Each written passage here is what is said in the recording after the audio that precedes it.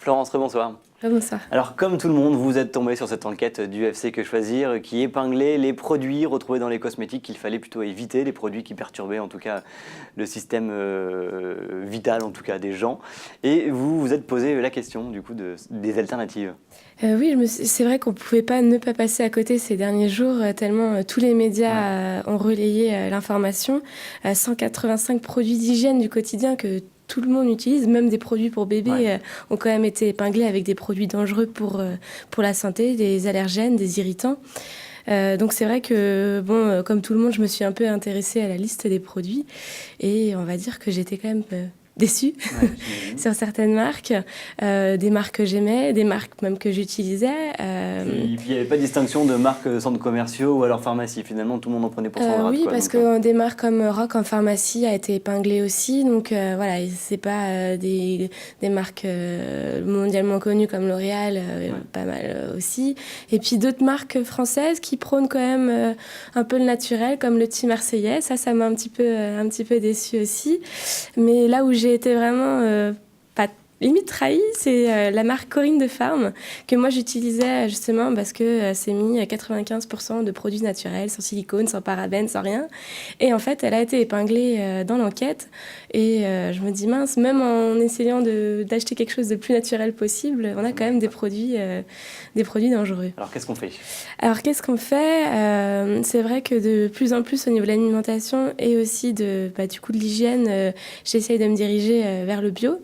On trouve aujourd'hui en supermarché des gammes bio, donc on n'est pas forcément obligé d'aller en Biocop. Il y a des sites internet qui ont ouvert aussi, comme Mademoiselle Bio, ou des marques bretonnes comme Santifolia, qui ouvrent et qui proposent aujourd'hui beaucoup de produits bio à des prix complètement différents et accessibles pour les premières gammes. Donc moi, on va dire que j'ai quand même changé et migré ma routine beauté. Déjà, j'utilise plus rien pour le visage. Pour le corps, j'utilise plus que du savon, donc du savon naturel. J'ai banni les gels douche déjà depuis un moment. En savon, je peux vous en recommander 2 en Bretagne. Donc, il y a les Bulles de Marie. Elle est basée à Crac. Donc, je crois que Virginie met bien l'odeur des Bulles de Marie. Ouais.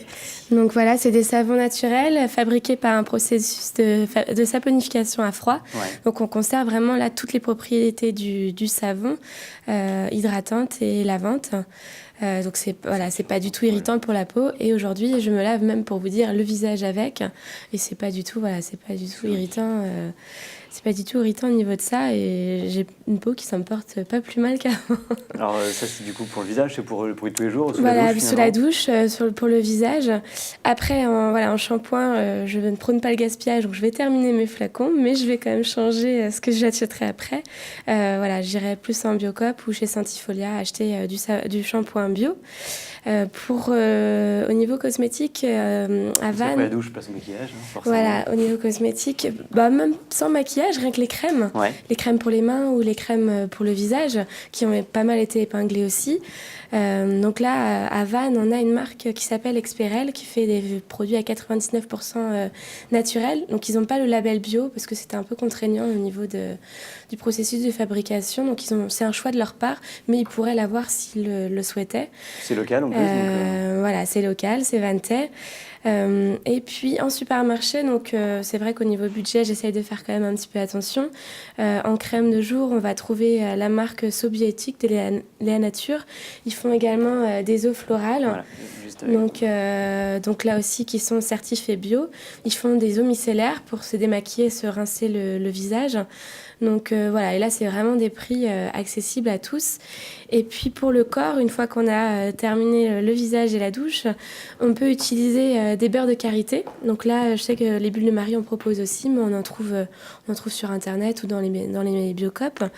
Ou alors une huile végétale naturelle. Donc là, c'est de l'huile végétale de noyaux d'abricot. Mais c'est comme un lait pour le corps, en fait. C'est une huile végétale qu'on met. On peut aussi la mettre aussi bien dans les cheveux que sur la peau.